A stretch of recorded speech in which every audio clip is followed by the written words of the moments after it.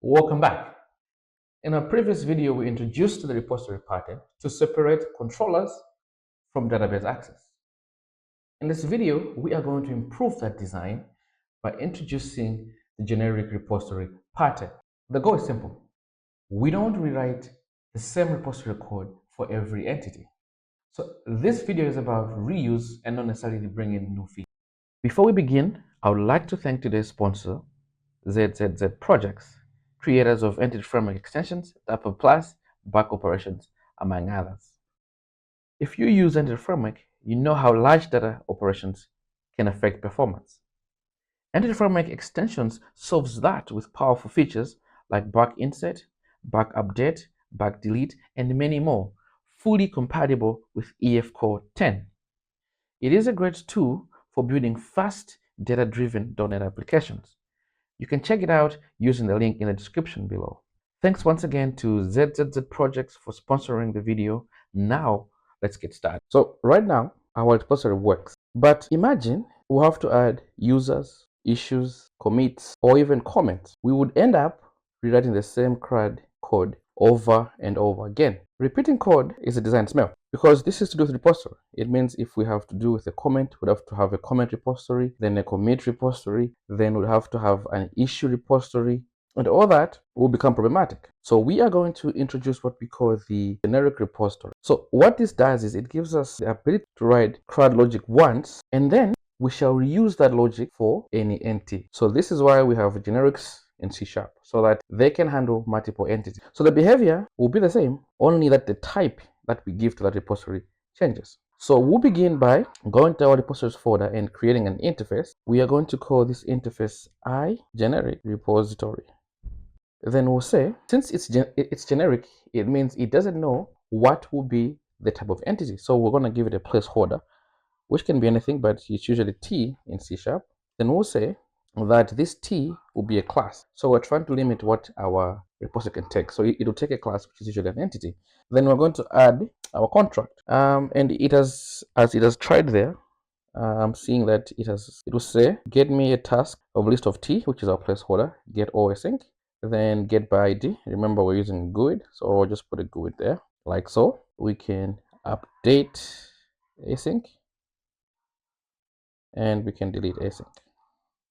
You see, what we're using is that T entity. Now we have created a common interface that is going to handle our CRUD operations for any entity. So the T there represents the type. It could be a repository, it could be a user, it could be an issue, it could be anything else. T is just a placeholder. Now we need to implement our generic repository. So I'm going to create a class, which we're going to call a generic repository. So we'll create it. And this class also needs to take the placeholder. Then this class is going to inherit, or rather implement, the iGeneric repository of T. And we'll also be specific to say where T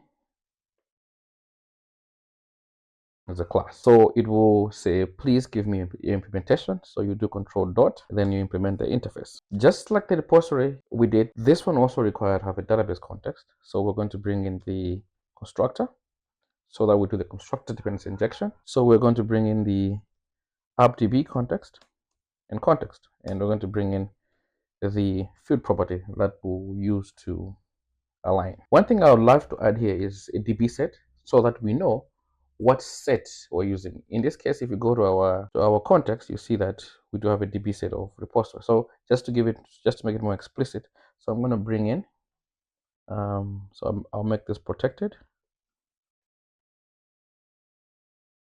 Then this will be protected,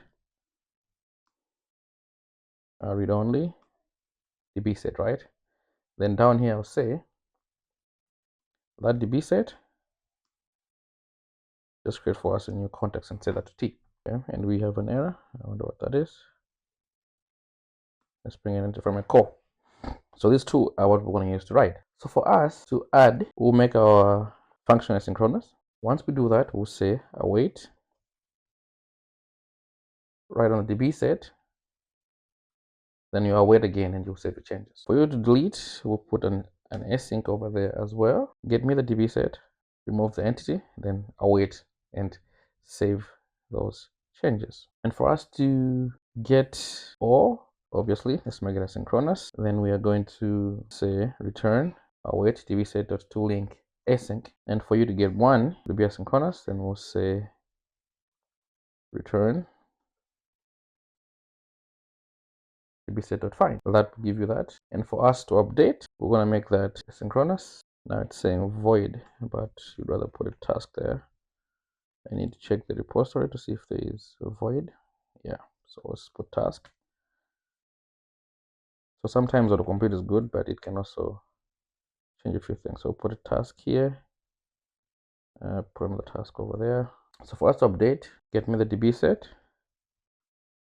and update the entry. Once you update, then save those changes. So you see that if you compare the generic repository to the repository pattern, this one is tied to an entity repository, but this one is tied to a class. So any class, and that is your placeholder. This class has all our CRUD operations. Now any entity that wants to can now reuse this behavior using inheritance. How do I use this CRUD for my repository controller? It means I'll go to my I repository.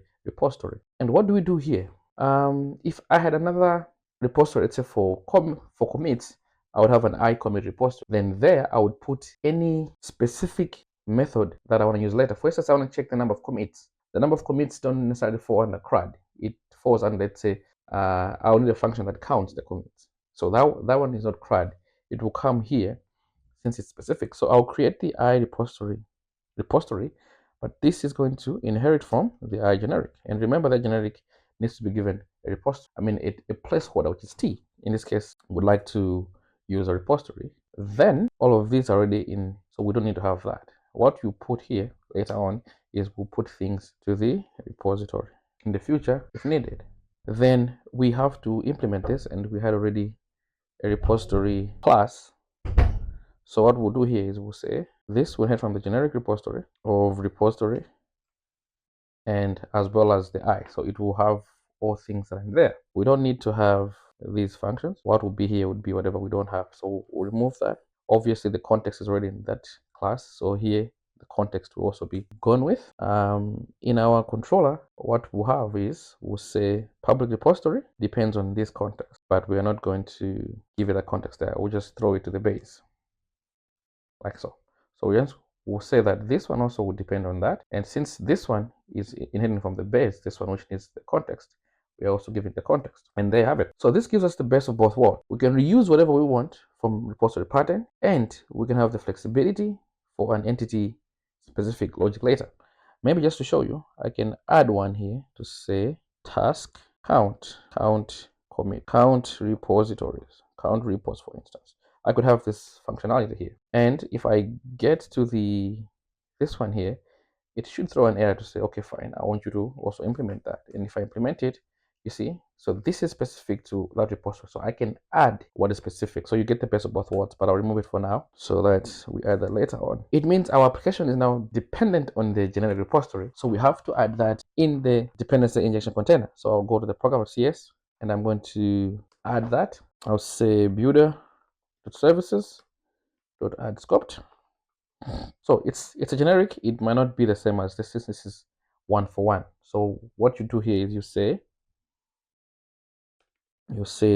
type of. So it will infer there. You say type of I generic repository like so. Then you say comma type of generic repository class, generic repository like so. Then we can bring in, so we have add scoped, then type of. Okay, so we need to remove this like so. So type of, it will infer. Whenever you see this type, you're going to use this type. The question is, what do I do to my controller? What do I do? You do nothing to the controller. The clean architecture which we're bringing into the application is the one that absorbs the change. I'm going to try to run this. Okay, I'll get, just to see what's there. I think there's one we did in the last video. Once we try to get, we'll get EF call.